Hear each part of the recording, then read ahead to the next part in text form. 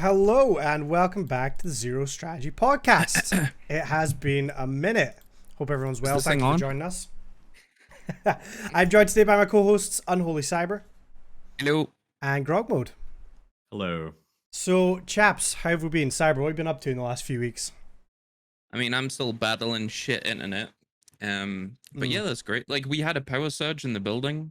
Nothing went off, but it all like flickered, and the entire internet blew up. Ah, Like, you know how you get like mini transformers in the UK? yeah. They have them on every single floor because we have like included Wi-Fi, included internet here, and literally every single one of them, bar ours, blew up. So I had perfect internet because no one could fucking use it above this floor for about 3 or 4 days, and then it just went to shit.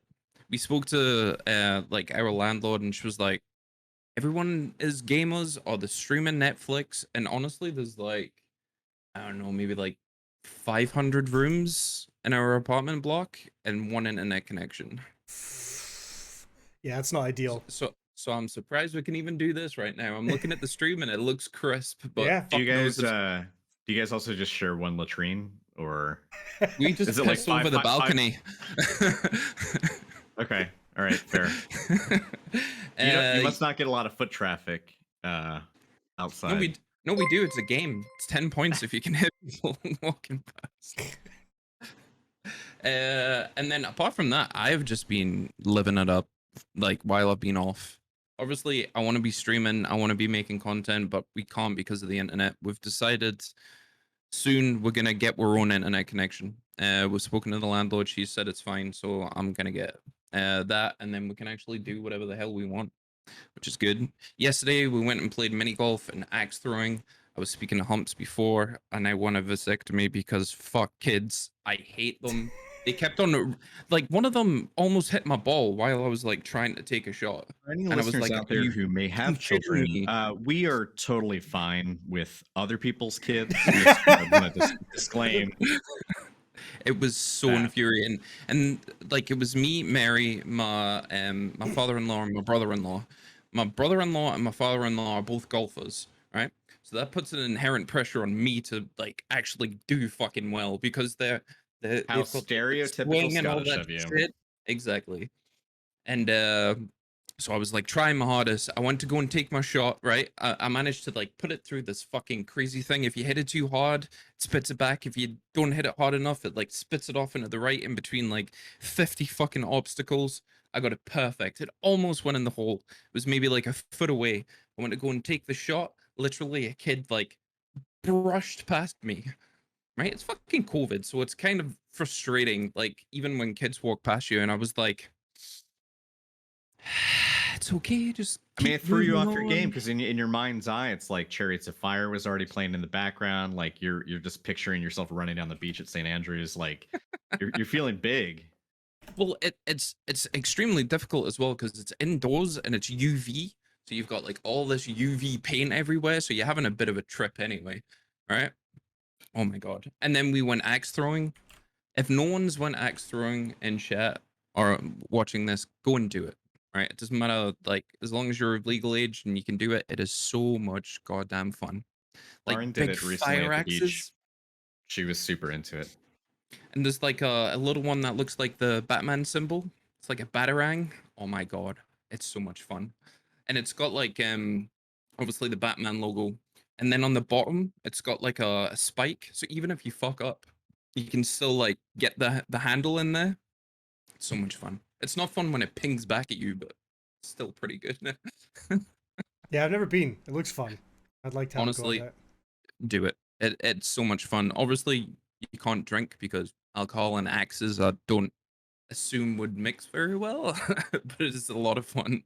The only issue, like, obviously in the UK, I think it's a bit different now, but like here, you have to wear your mask if you're standing up.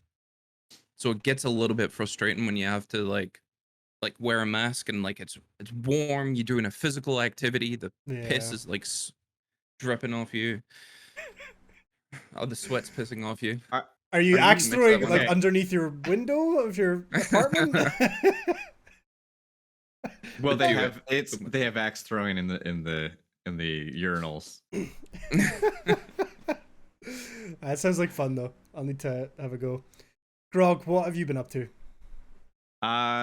This week was an interesting week. Well, one thing that was exciting is I started playing the Alan Wake remaster. Mhm. Hadn't played it in, what was it? It came out in 2016, something like that.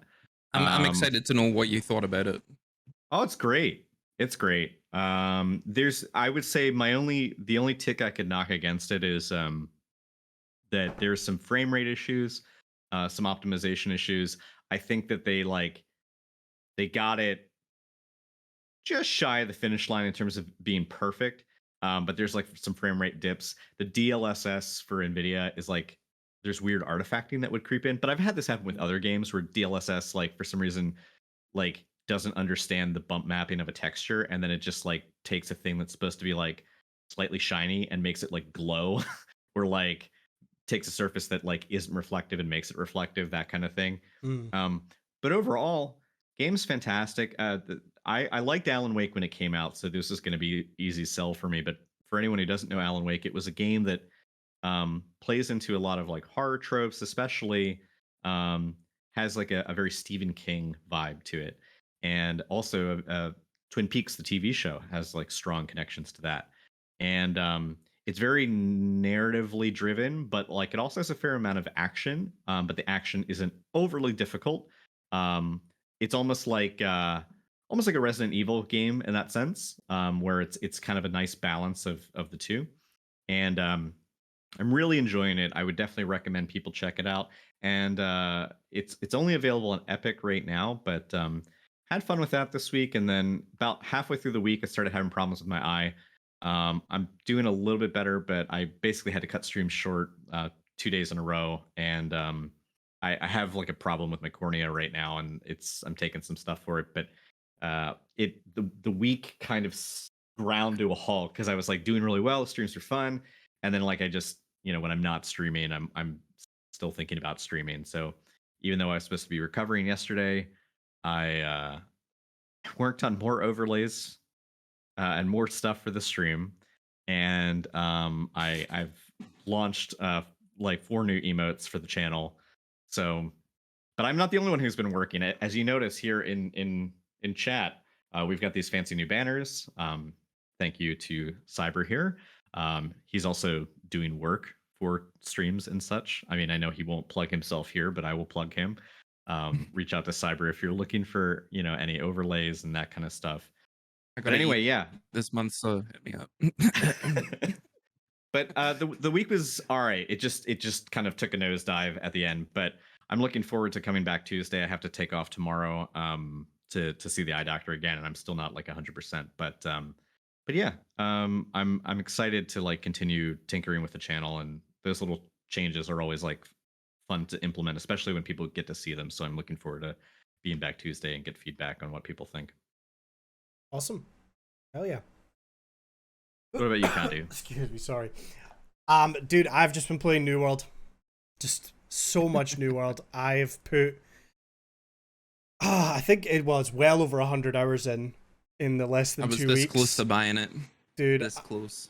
It is something, there's something so special about starting a new MMO when it's fresh and everybody's new to it and jumping in. Like, the game, unfortunately, so a few of us played in the beta, and we decided we were going to form our company, which is like a guild, into the main game, and we were all prepared, and we picked a server that we thought would be not too busy, but not too quiet, and ended up being one of the most populated servers in the whole of EU, which is a huge pain. One of I think the biggest New World streamer in the EU, it's a channel called Fextra Life, which I think is like a group channel run by several different people. They were Exactly. like the top. I mean, they when the thing launched, it was like they had like 100k viewers every day, and they're on our server. So naturally, did you see the video created by them?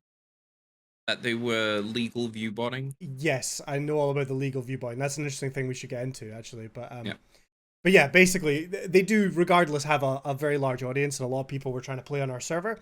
So, launch day, I was on stream for 12 hours, and I think I played New World for about 5. The rest were all in queues. And then the following few days after that, basically, if I didn't get up and logged in by 7 a.m., I wasn't playing that day. If the game crashes and you get kicked out, that's it. You're done for the day, because the queues were so bad. It was a friend of mine, you know, the servers went down on launch day. We played for a couple hours. The servers went down. We got back into a queue. We're in the queue for about 2 minutes.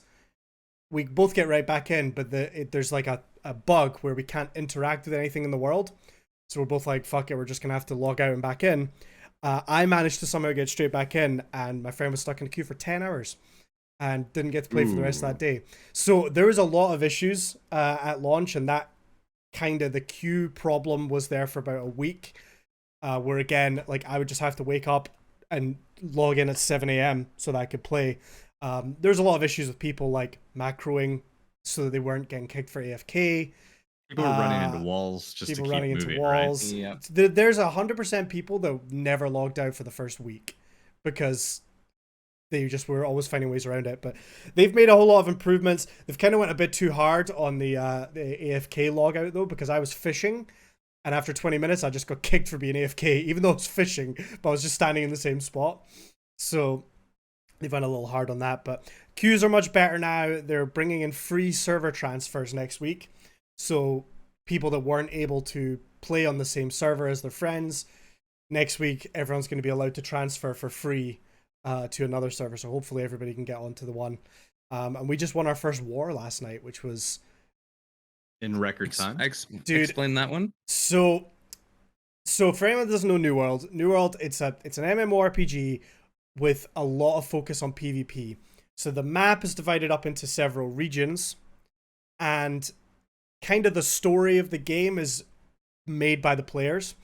You can take over a region. So again, how do I break this down? There's 3 factions in the game. There's Syndicate, which is purple color, Covenant, which is the yellow color, and Marauders, which are green, right? And you pick a faction, and then within your faction, you can create your own guild. So it's similar to like World of Warcraft, how you can be Alliance or Horde, and you make a guild within that, right? So you make a company within a faction, and basically then you can take over parts of the map. And when you own a region of the map, your company gets to set things like the taxes. You get heavy discounts for a lot of stuff that's happening. Basically, and you make money. So anytime anybody comes into your town and uses any of the stations for crafting or cooking or selling things, you get tax money from that. So your company's making money, which they can then spend on all kinds of various other things. Do you get a cut of that?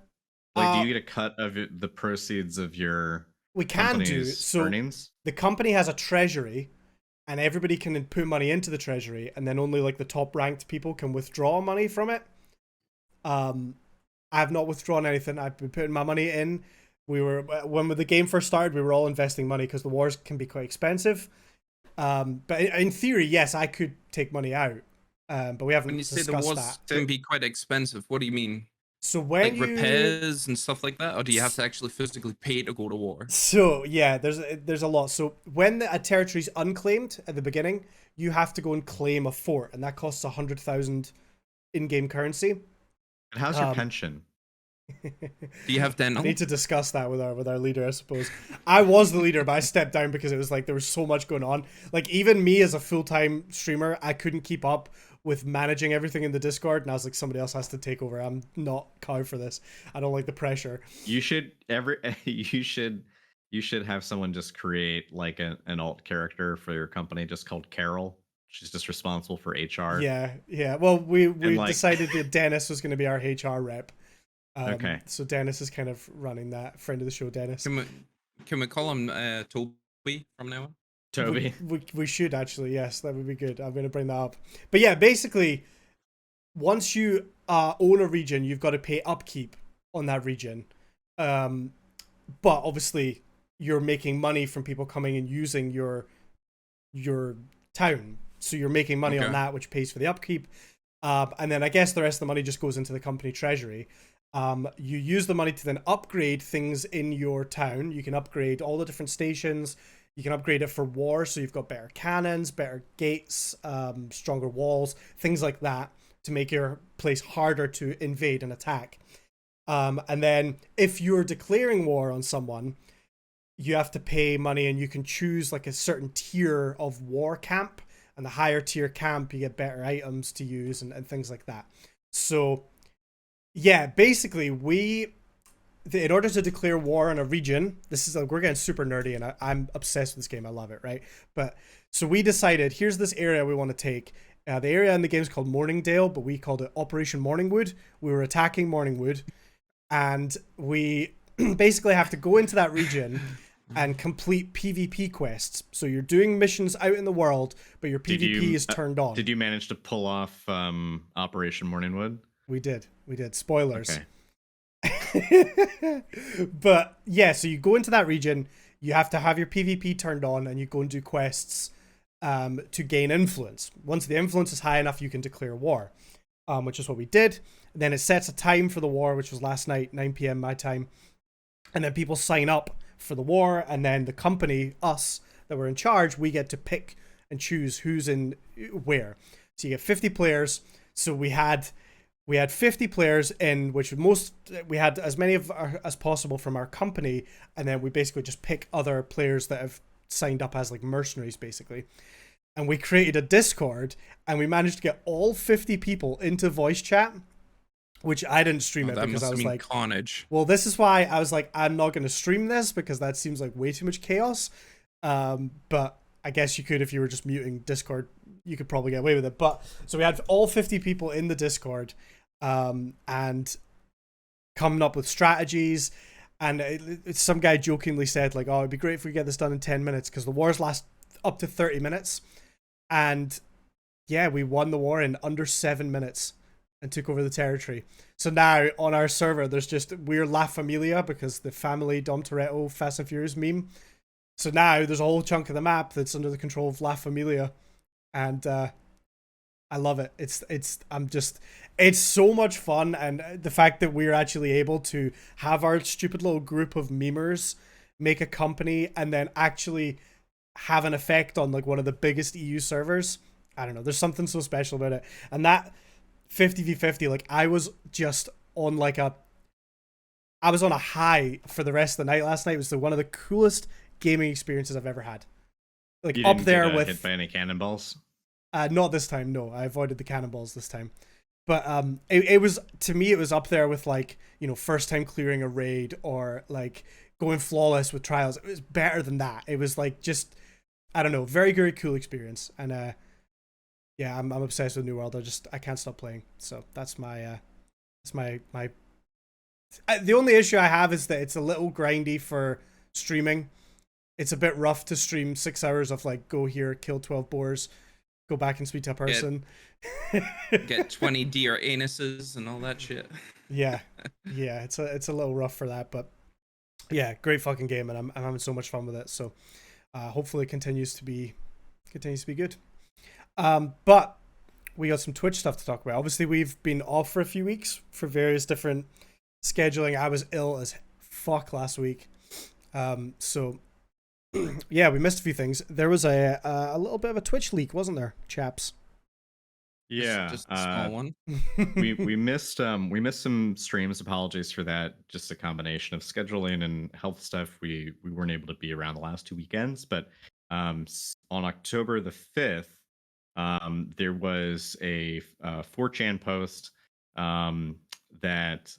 Well, I mean, I have a screen grab of the post. So this is what the leakers, the people who stole data, had to say. It says, "We bring you today an extremely poggers leak." Just so fucking cringe. It goes on, and it's a picture of like it's like Jeff Bezos with like a poggers face. He's like, ooh. But anyway, it goes on to say, Twitch is an American video live streaming service that focuses on video game streaming, including broadcasts, esports competitions, etc. Their community is a toxic cesspool, so to foster more disruption and competition in the online video streaming space, we've completely pwned them. And in part 1 are releasing the source code from almost 6,000 internal GIT repositories, including the entirety of Twitch TV with commit history going back to its beginnings, mobile, desktop, and video game console Twitch clients, various proprietary SDKs, that's source development kits, and internal AWS services, that's Amazon Web Services, used by Twitch.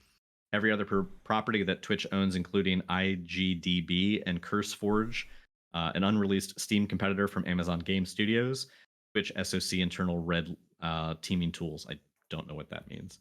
And it also says, and creator payouts reports from 2019 until now.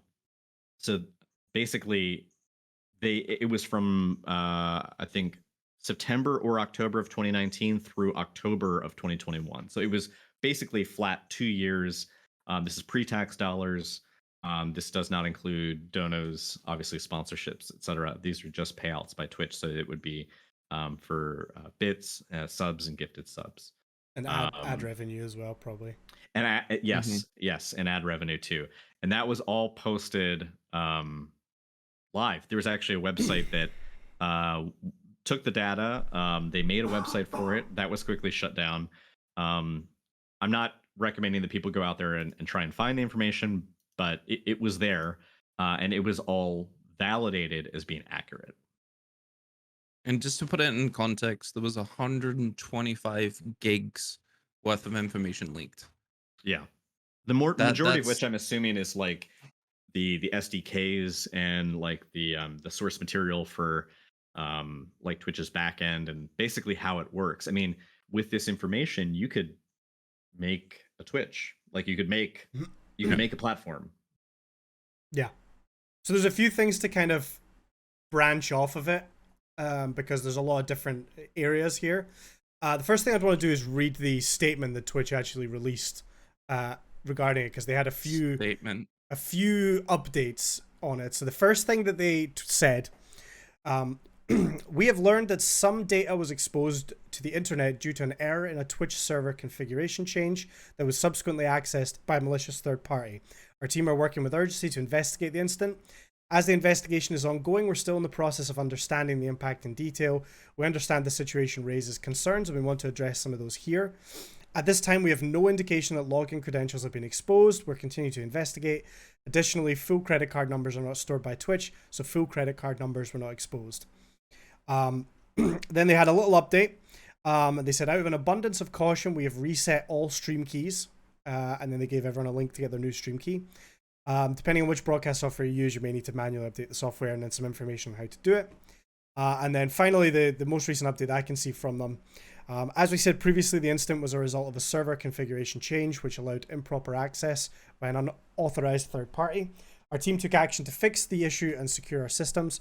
Twitch passwords have not been exposed. We're also confident that systems that store Twitch login credentials, which are hashed with a bcrypt, were not accessed, nor were full credit card numbers or bank information.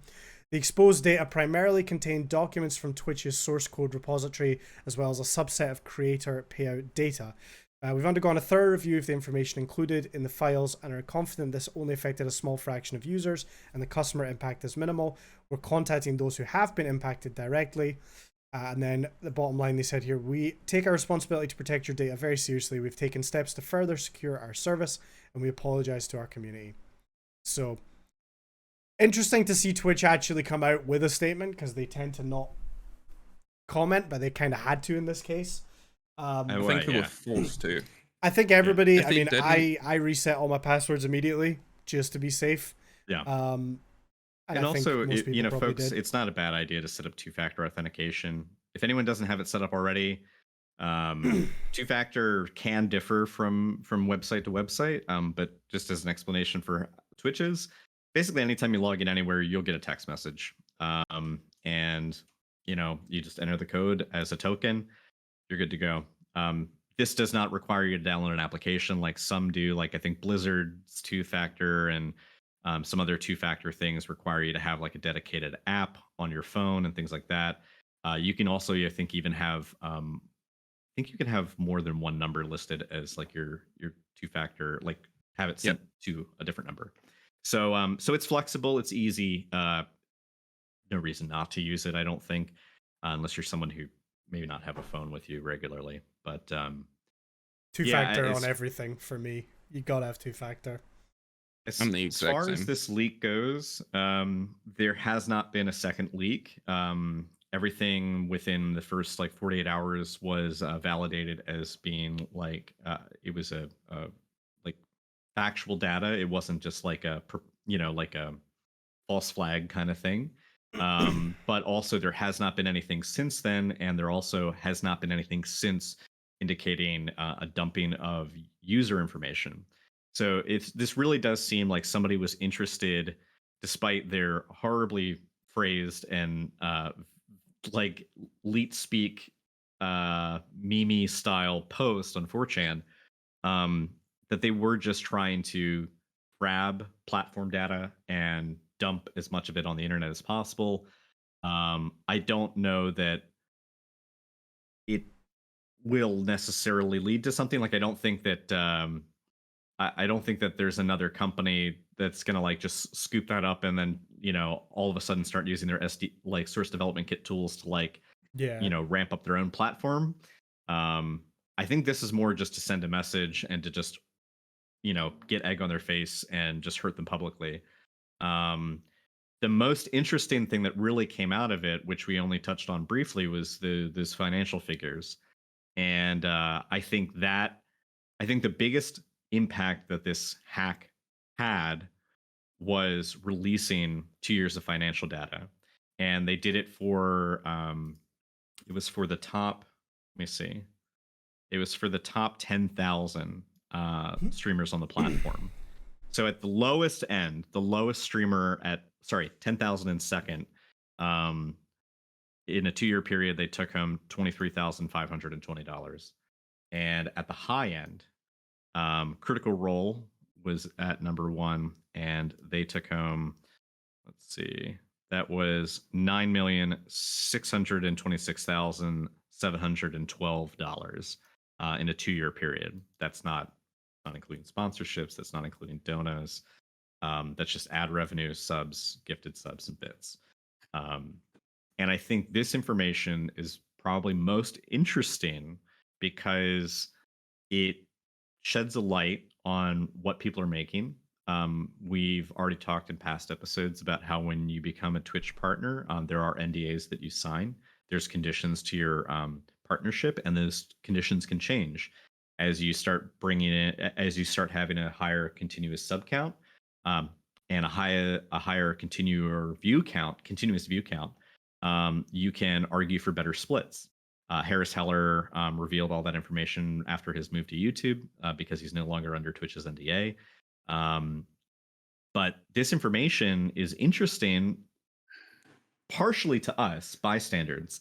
I think more to the people who are actually on this list, because they can look at their peers and see what their peers are making, and maybe even go to something like twitchtracker.com, check the API there, or Sully Gnome, which is another website that scrapes the API, and you can look at the broadcast data and you could compare and say, okay, well, I'm doing similar numbers as this guy or gal, and they're pulling in this much. And some of that obviously is going to be based on your community's participation, but some of it could be based on your split, and whether you have a better split ratio. And a lot of that is going to open up speculation.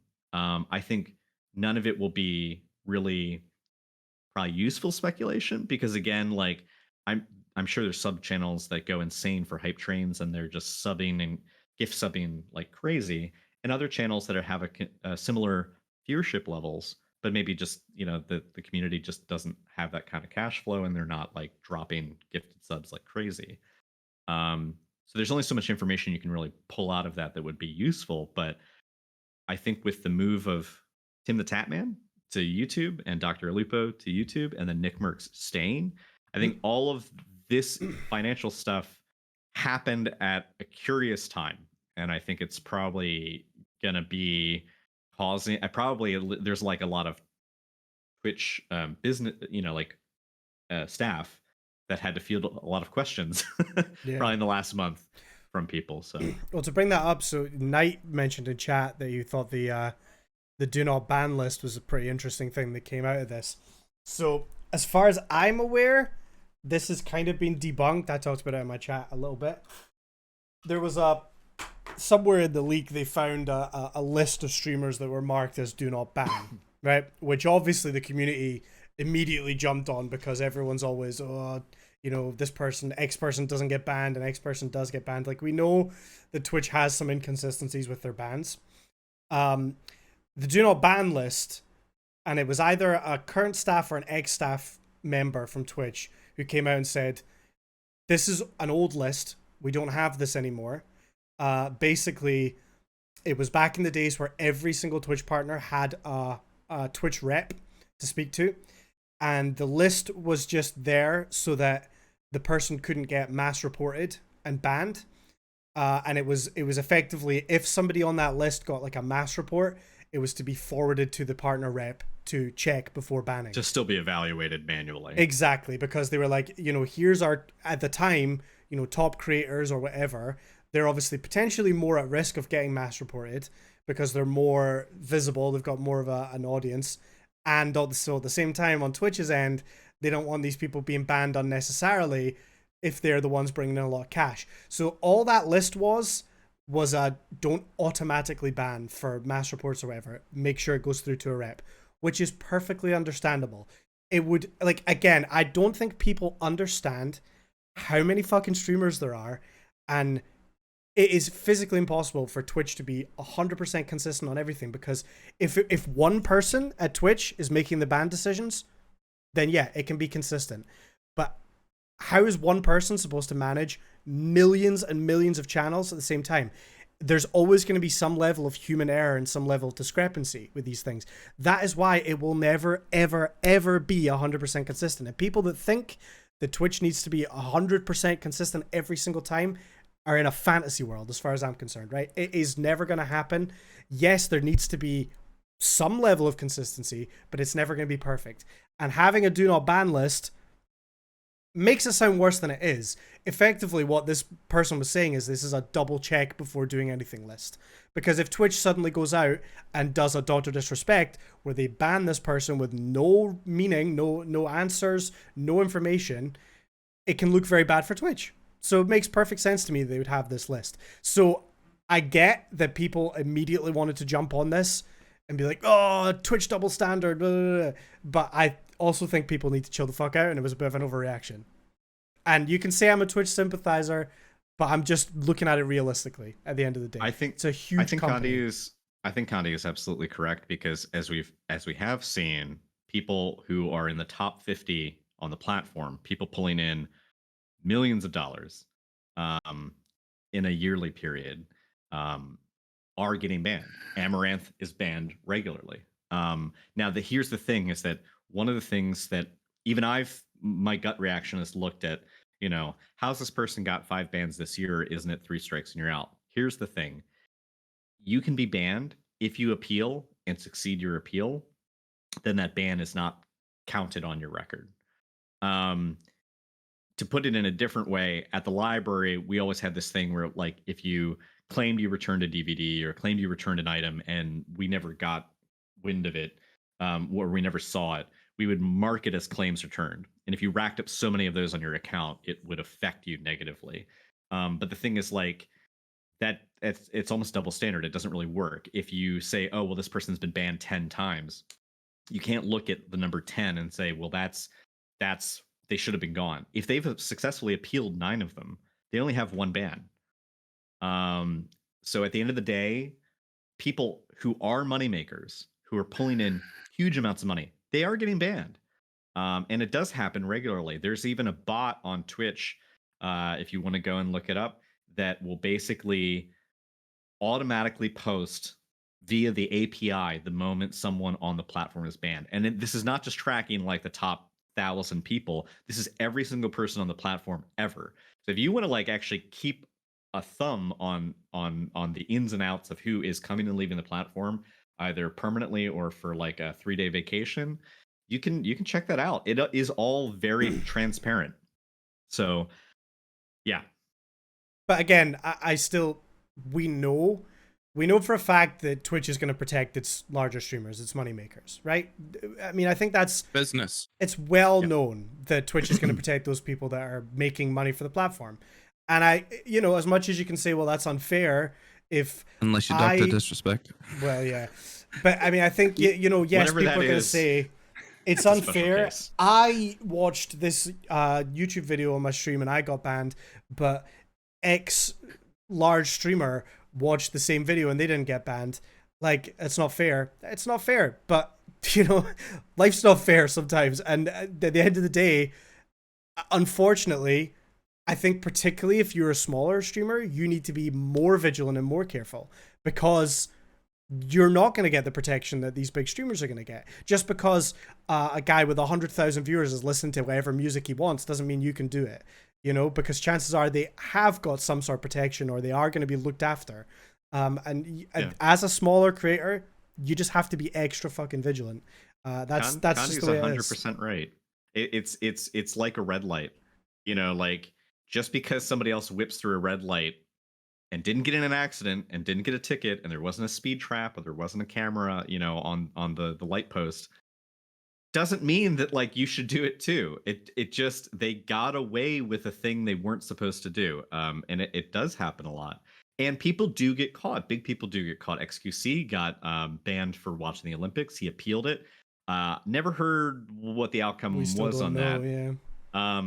But in regards to, and often you're not going to find out the answers to appeals. If somebody does say, I'm going to appeal this, unless they go to Twitter later and post publicly on social media what the outcome was, which, if they're partnered, they may not even be allowed to as part of their non-disclosure agreement. Yeah. As part of their partnership. We don't know. But we do know. I mean, he was banned for 3 days. Actually, no, he was banned for a little more than 3 days for that. But yeah, no, Connie's 100% right. It's you can't look at cases of wrongdoing where the person culpable got away with it without punishment, and then you get punished for breaking a same or similar rule, and being like, well, why me? That's not fair. I'm just a small guy. It's like, well, there really, at the end of the day, isn't a difference between the two of you. It's just, there's people breaking rules all the time. And I know we hate to talk about DMCA, and I don't have any news for DMCA this week. Hey. But I will say that, like, DMCA is another issue where, like, people are constantly breaking it every second of the day on Twitch. Twitch is a 24-hour, 7-day-a-week platform, and DMCA law is being broken 100% of the time, guaranteed. Yeah. And are people getting in trouble for it? Yes. Are people not getting in trouble for it? Yes. Does the fact that people got in trouble and people didn't, like, make it okay? No. It's just, you got to accept that that it's too wide a net to cast, as Condi even said before, to moderate everything. That's why they have automated tools. That's why they have Twitch has its own internal broadcasting monitoring software, which is why your video on demand gets muted if they suspect that there's copywritten content in your VOD, audio based, because they've put that there. That's their own. That's their CYA. They're covering their own ass there. Yeah. And they're doing that for everything. So, but again, it's a platform that's just too big. And Facebook is, like another social media platform. They were just in the news recently for last week tonight. John Oliver did a deep dive expose into Facebook and how, poor their coverage is of their own platform in terms of, monitoring it and policing it, because these things are so big. It's difficult. There was a couple other interesting things. I don't know if you saw that the directory header was hacked on Twitch for a while, where they just had a picture of Jeff Bezos. Like super zoomed in. It was in up there for a few hours on a few different game directories.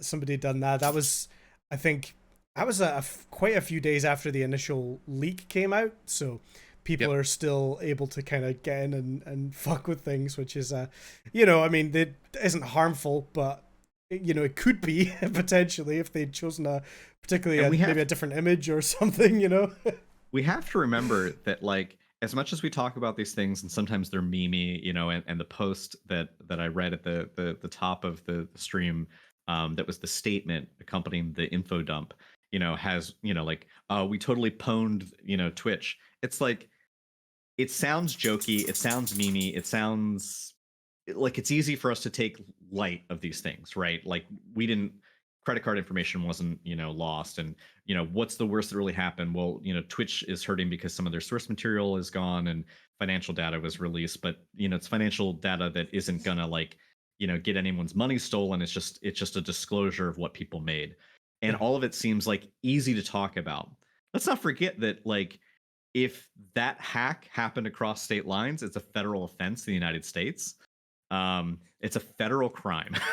Like federal jail is far different, and federal jurisdictions are far more severe than like say like local crimes and local infringements. But even then, on a local level, like we're talking significant jail time if somebody was convicted for it.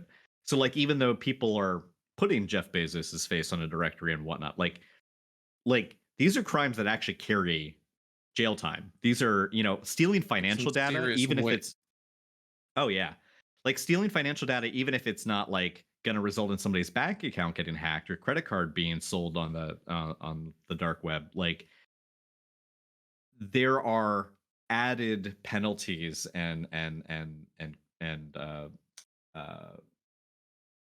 like Consequences. yeah, exactly, consequences that go with that. And so we talk about it like this is ridiculous. It's so silly that the way they posted this leak, and then at the same time it's a big fucking deal. But yeah, I think the maximum it's for fraud in the US is like 30 years. well that would be fraud. yeah, and Knight's saying 3 to 5 years in federal prison. And some I of think these it's some of these probably more than crimes, that. well, and that might be the minimum, because like Yeah. some of them they have a minimum service. Like so if convicted, you would do a minimum amount of jail time in a federal prison, and also wreck your life, and good luck with your credit later and getting employed places, and it's wild to me that people do this stuff. But I do think that the people who did it got what they wanted. They got eyes on Twitch. They made Twitch really look, like they were on the back foot. And also at the same time, they got the discussion going and continued to brew sort of the discourse about, do people jump platforms? What are these deals about? How much are people making at YouTube? How much are people making at Twitch? And I think that was the point. So mission successful in that regard.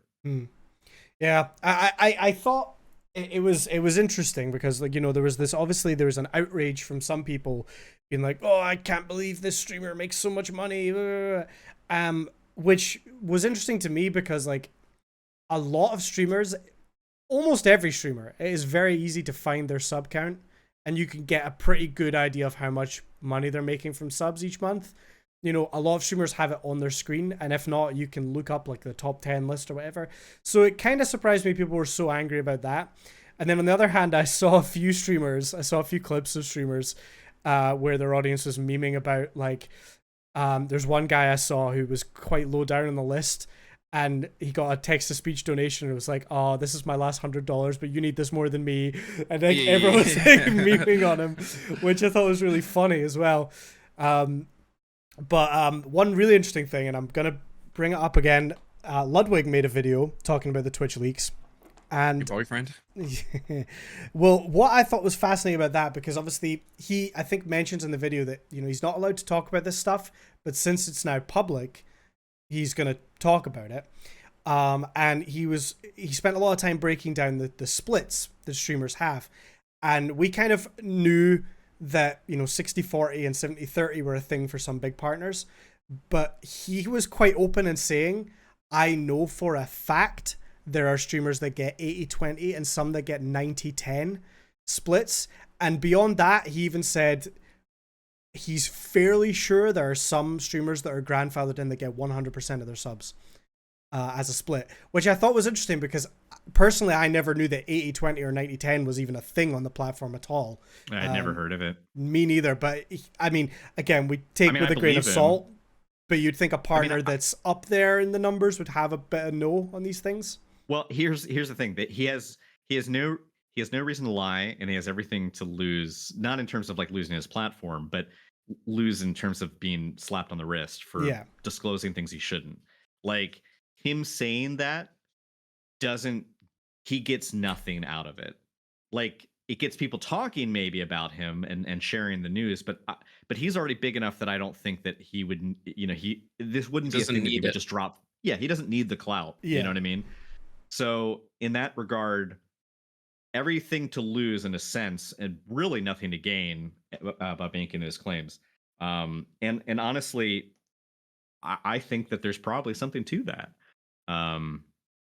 I wonder though that if somebody is making 90-10, in terms of taking 90% and leaving 10 on the table, that those have to be probably your highest earners, like your highest viewers. Like we're probably talking Critical Role, XQC, because it wouldn't be your lowest. No. Like it would Yeah. have to be people that are making so much money off of ad revenue, like that they're not having to worry about it. Because remember, Ludwig said sub splits. That's not ad revenue, Yeah. and that's not bits.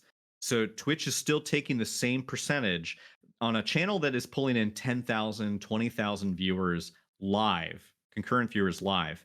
Think about how much money is being made off of advertised ad rolls that are happening during that stream, mid rolls or pre rolls, and think about all the bits that are gifted.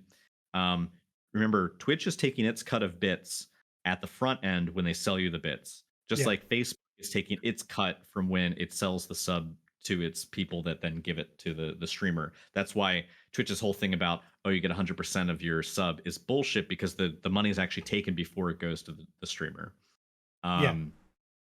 But in that sense, it probably is those channels that are pulling the highest view counts. It has to be. I also think it's probably not streamers that have got big in the last few years. I think you're looking at some of the old streamers, Like Summit and Soda, like Nick Merrick.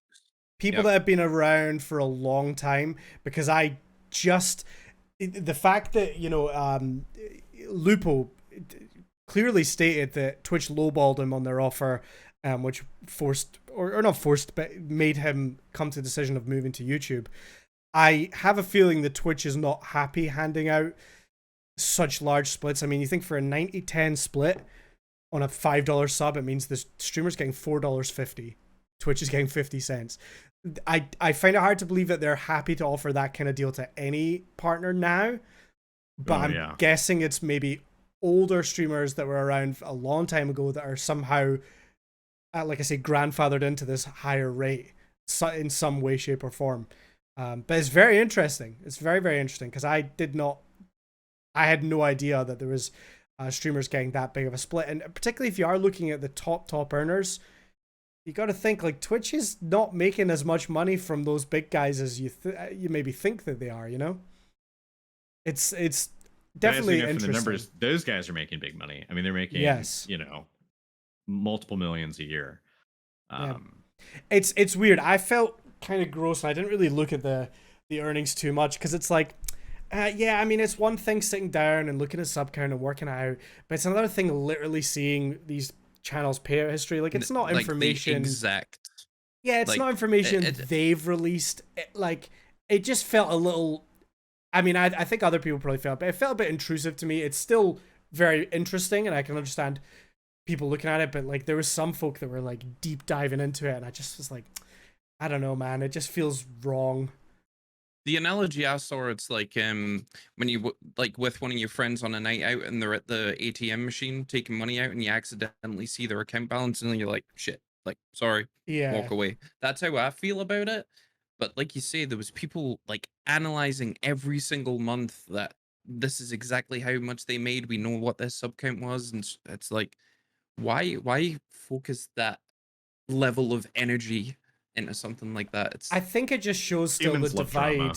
Yeah, and I think it still shows the divide in, like, people not taking content creation seriously, because to a lot of people they're like, oh well, this person just played video games and look how much money they made. I mean, we saw it even when Ninja was at his peak, right? And he was on the fucking Ellen show, and all she did for the entire interview was ask him about how much money he's making, and was just joking about how he makes so much money playing Fortnite. And like, it's, you know, while I think cringy. it is, right? While I think it was cool that, you know, Ninja, love him or hate him, was at such a level of fame that he was on mainstream TV and all this stuff, and, you know, making the platform. Incident. Yeah, but he's making the platform, you know, more visible and more viable.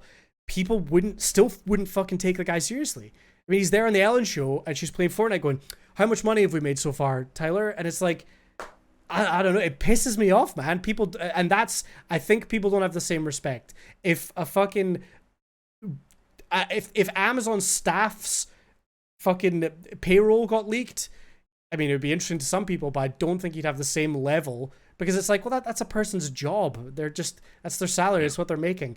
It just shows that people don't take this seriously at all.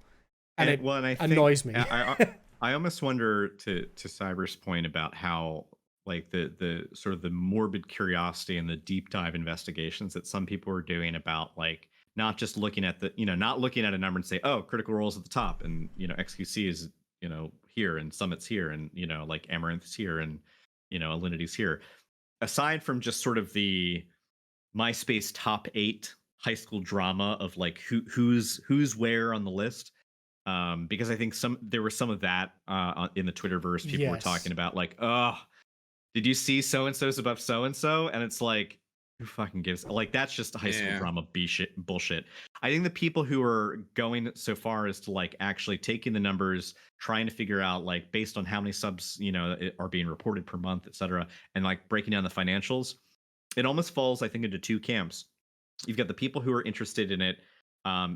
It's like seeing a car accident on the highway. They're slowing down and just pouring over the crash. You know what I mean? Like, they're just soaking it up. I do think, though, that there were people, on the other hand, that were interested in it from the point of view that I think Condi would be. I know you're not interested in looking at the data, Condi, but I think that people were looking at it from as a validation of craft. Like how impressive is that? Oh yeah, exactly. Yeah. As like a holy shit. Like, you could point to, say, X streamer listed on this Excel sheet and say, you know, this person is pulling in about this many subs, but look at how much they made in a 2-year period. What are they doing on their channel? Like, what were they doing this month? Like, I think that it's about intent, like viewers' intent. Some people are looking to they're looking for the gore in the car crash. And I think some people are interested in the data about how the crash happened. You know, they're interested in the mechanics of how it worked. Sure. And I think there, you know, somebody mentioned Devin Nash in Night Mist mentioned Devin Nash doing a video about this in chat. You know, we talk about Zach Busey a lot here on the channel. He's someone who covers it. There's been interesting coverage from people who are reporting from, like, a journalistic point of view, breaking it down. And I think some of that insight was interesting. But it's the internet. You know, people are gonna, if it can be salacious, if it can be scandalous, people will make it so, because it moves numbers and it gets tweets and retweets. Absolutely. Full stop. And it's, you know, like you say, there's no denying it's interesting. I mean, I had a look at it was hard to avoid on Twitter, you know, looking at, like, the top 10 or top 20 or whatever.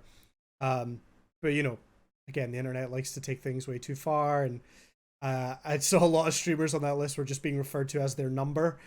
Yeah, I saw some people change their Twitter. They didn't change their handle, but they just changed their Twitter name to their number, like hashtag, and then whatever rank they were on the spreadsheet out of 10,000. Yeah, I think a lot of streamers took it in their stride. They took it well.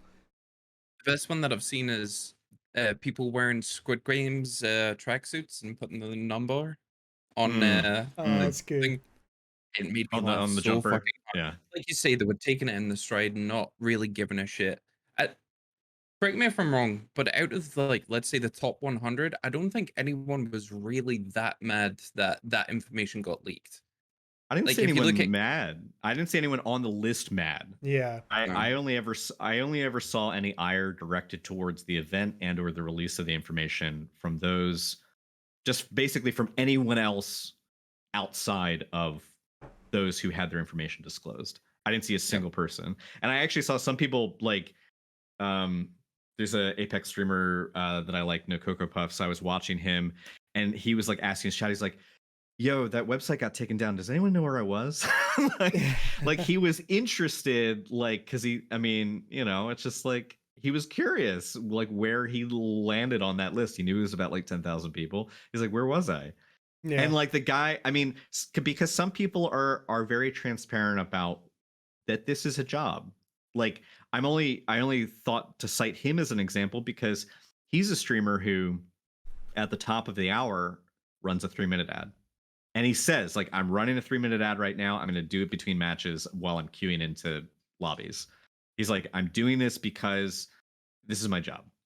And if you hate that, I'm sorry, but I will never run it during a game. And that's the deal he's made for himself and for his viewers. And I think like that level of transparency is in a way refreshing because it is an honest take at, like, some people are coming at this from different points of view. Some people, this will always be a hobbyist pursuit, and for some people it's a full-time career, and for some people it's something in between. And neither of those things are wrong. There's not a right or a wrong way, but at the end of the day, I think those kinds of takes like he has, and people making light of it and just taking it in stride, especially people who are on the list, is just acknowledging things in a very earnest way. I think the way that like Condi feels, and a way a lot of us feel, that like we want this to be treated like a serious profession. Like we want this to be treated seriously. That people do put in hard work, and that there is people invest time and energy and thought into what they're doing. It isn't just playing games. And for Yeah. some people, is it just playing games? Yes, but there are people who elevate the craft, and I think that work ethic should be celebrated and recognized.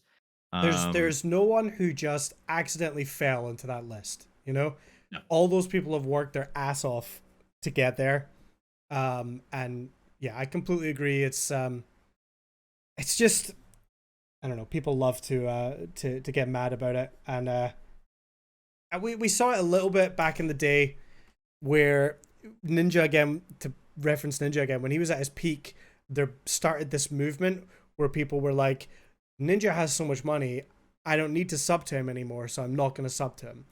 And people were aggressively telling him, like, hey, I'm not going to sub to you I'm not anymore. going to sub to you because you don't need the sub, but I'm going to be here. And like, as shitty as that is, like, his argument to it was like, well, are you going to stop buying your favorite artist's album because they have enough money now?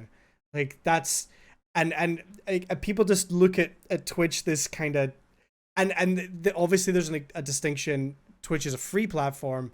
You don't have to support anyone on there, but it's this, I just don't like this argument that, well, oh my God, I'm so shocked that this person that's worked their ass off and has thousands of viewers is making so much money. It just, I don't know, it boggles my mind. Ridiculous. Just to kind of close up on that, I would be interested to see what other information they actually got a hold of. People like this, the financials is like not the important part, really. No. And the source material.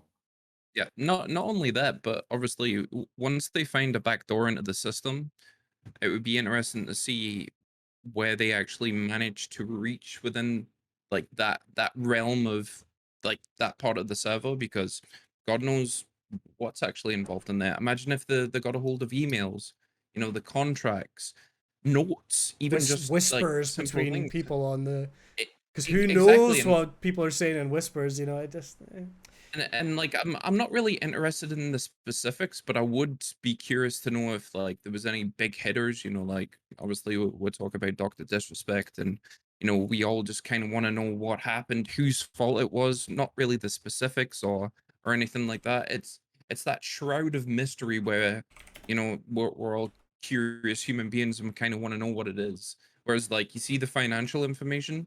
Me personally, I'm in the camp of fuck me, that's impressive. You know, I would love to get to that. No anger, no resentment, no nothing like that. It was just that is cool. That somebody in this day and age, you know, if you look 10 years ago where we all were, you know, we had like an old TV that could like kill a fucking elephant if it dropped on its head, and now like Were you dropping it's television? Was your granddad dropping televisions on elephants? maybe. Don't judge me.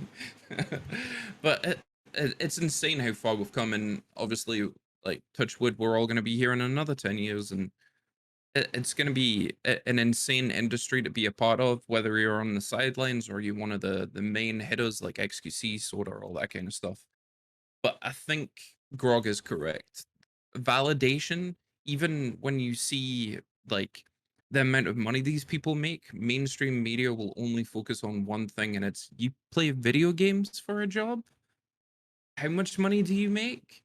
Rather than focusing on the good. Like if you look at Dr. Lupo, the amount of money that he's raised for charity, that would always be a question that would be behind, you know, when did you start doing this? How did you make so much money playing video games? And I feel like the respect for this industry quite isn't there, and I don't think this leak helped that either. Yeah. I think No. it You're made right. people a little bit more mad than Mainstream media anything. is just, you know, it's still the same thing, is that they're still scared of new media. They're scared of YouTube and Twitch and, you know, all these other platforms. And, you know, they're going to do everything in their possible, like in their power, to keep that down. But I mean, you know, there's like League of Legends events that pull in more viewers than most sporting events.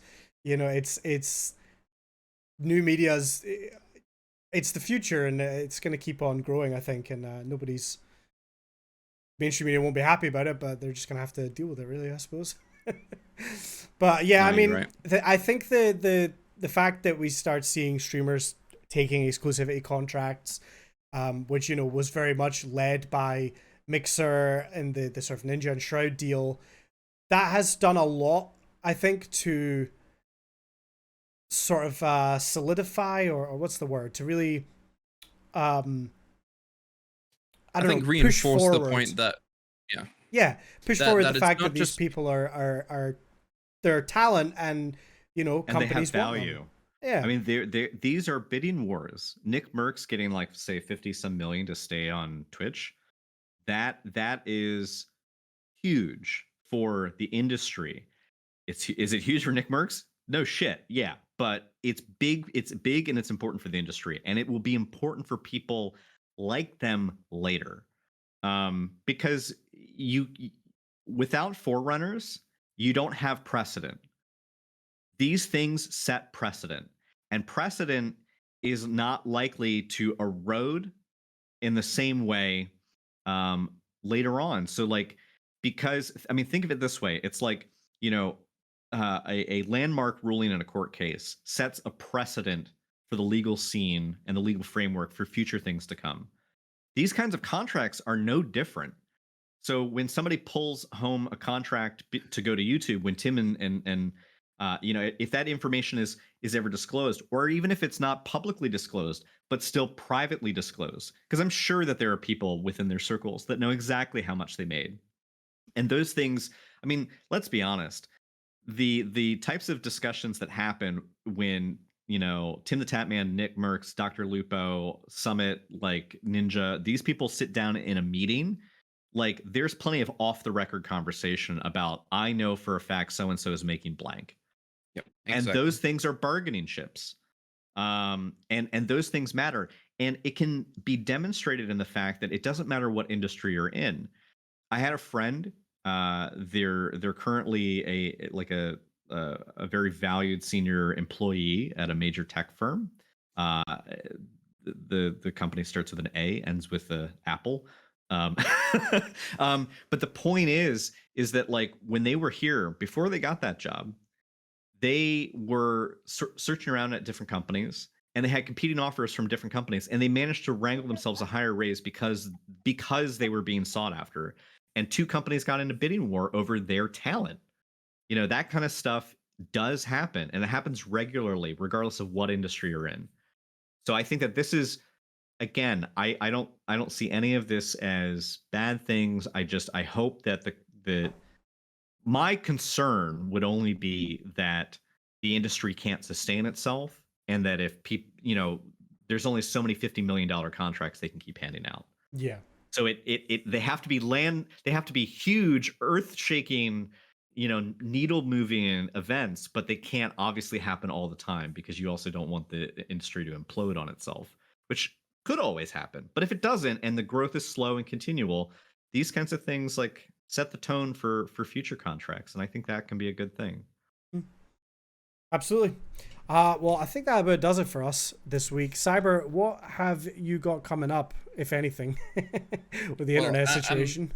I'm making the best out of a worst situation. I'm creating as much content as I can. You can find me on all major platforms on Holy Cyber. If you need anything, I'm sure we can work something out. This week it's supposed to be absolutely shit. It's supposed to be thunderstorms, raining. There's even been talks of snow. So I am gonna be in my room playing some video games. I am this close to buying New World. Like, you have no idea. But the biggest issue for me would be the ping. So obviously NA to EU servers, which would suck. But it's one of the conversations that I need to have in my head. Yeah. But apart from that, I wish everyone the best week moving forward. What about you, Grog? This coming week, I'm gonna miss stream tomorrow, unfortunately, because I have an appointment with the doctor. But I should be back Tuesday. Plan Tuesday is, get back on the Apex rank grind, as I have been doing on Tuesdays, which has been good. And this week, I'm just planning to play more Alan Wake. I'm taking my time with it and trying to go like a completionist route. So we're exploring every little bit of lore and dialogue and every side little thing that we can do. I will say one added bonus for anyone who's played the original but hasn't played the remaster. They hid these QR codes throughout the game that are new, and now if you scan them, they'll take you to unlisted YouTube videos for the developers' YouTube channel, and they're like supplementary little scenes that are shot in it's practical effects. It's like an actor, right? Rather than it being CG, but they're really good, and they like add more to the story and all that stuff. So I'm just really enjoying that deep dive. So we're gonna be playing more of that, and yeah. How about you, Condi? Yeah. Probably a lot of New World. I've decided I'm gonna set myself a challenge to actually beat Jump King. I don't know when I'm gonna start. I've been delaying it ever since I decided I was gonna focus on beating Jump King. I've been delaying starting it, but I think maybe this week is the week to start it. And I know it's gonna be a horrendous, stressful period to try and get it done, but I'm gonna try and get it done. But yeah, it'll be mostly just New World, and that I've got a bunch of YouTube stuff in the works. So, because I've been focusing a lot more on the YouTube side of things recently. I played a bit of Back 4 Blood as well. I don't know if either of you guys tried that. No, yeah, I want to. It's all right. What I was saying to everyone at the time is that in no way, shape, or form would I pay full price for this game. Because I mean, I liked Left 4 Dead, but I wasn't a huge Left 4 Dead fan. It is just Left 4 Dead. It's the same thing, and it's a good laugh, but it's not my type of game. Luckily, I have Game Pass, so I've been able to jump in and try it. But I would not be paying for it if it was me personally. But a bit of fun, so I might jump into a bit more of that as well at some point. But more importantly, you should check out the podcast. We have a YouTube channel where all these episodes get posted in full, and you can also find us on Spotify and wherever you get your podcasts and audio platforms. Just search for Zero Strategy Podcast. And if you are listening or watching on YouTube, we do this live on Twitch, usually on Sundays, and it's twitch.tv/Zero Strategy Podcast. All of the links that you need will be in the description of wherever you're listening. Thank you very, very much for spending your time with us. We are going to go along and raid somebody, so please stick around for that. But other than that, we will see you guys next week. Bye-bye. Bye.